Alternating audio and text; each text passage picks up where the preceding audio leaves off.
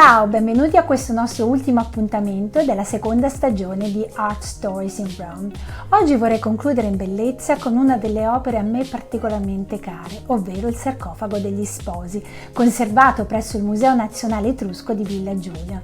Un'opera straordinaria, una delle più alte espressioni della civiltà artistica etrusca e un documento assai prezioso sulla vita quotidiana e sui costumi funerari della civiltà etrusca.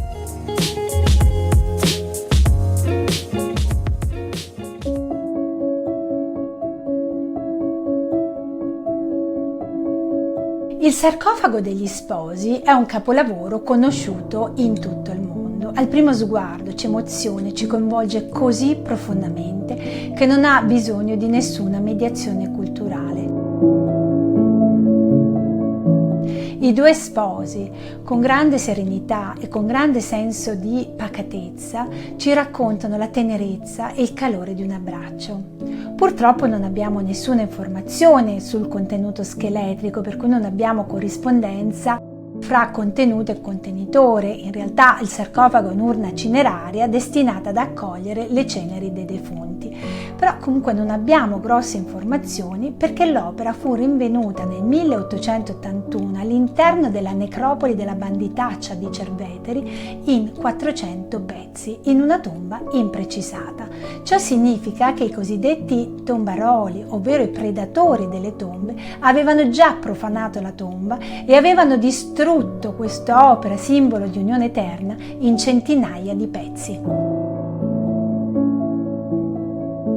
I frammenti furono depositati nel magazzino di Palazzo Ruspoli a Roma e furono subito notati dallo sguardo attento e acuto dell'archeologo e fondatore del Museo di Villa Giulia, Felice Bernabei, il quale si era reso conto della bellezza del reperto e successivamente nelle sue memorie scriverà di aver corteggiato un agente della famiglia Ruspoli per poter avere l'accesso alla soffitta del magazzino dove erano conservati i frammenti per poterli esaminare più attentamente e dove aveva scorto in maniera particolare una testa femminile.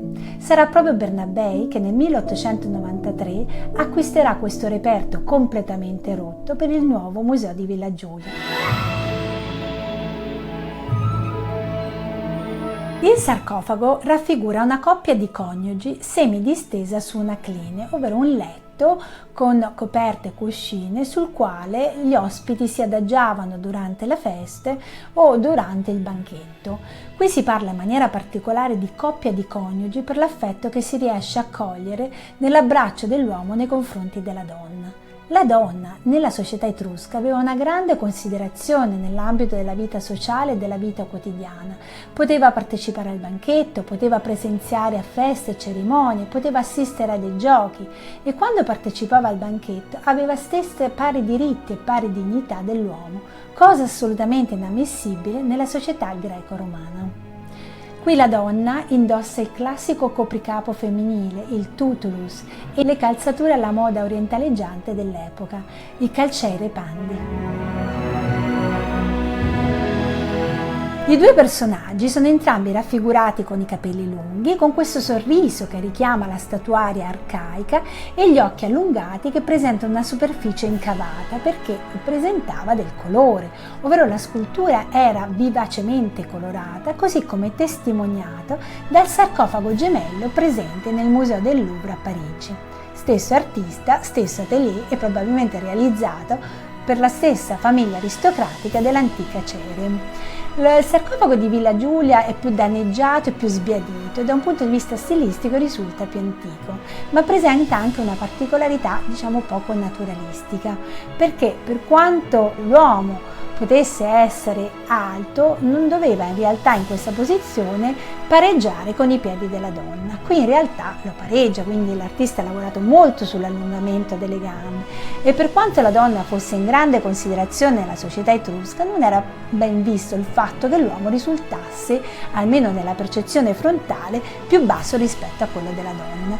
Per cui, osservando il retro del sarcofago, si nota come l'artista abbia maggiormente lavorato sull'anca dell'uomo, facendola fuoriuscire per creare questo allungamento delle gambe e fare in modo che i piedi dell'uomo pareggiassero con quelli della donna.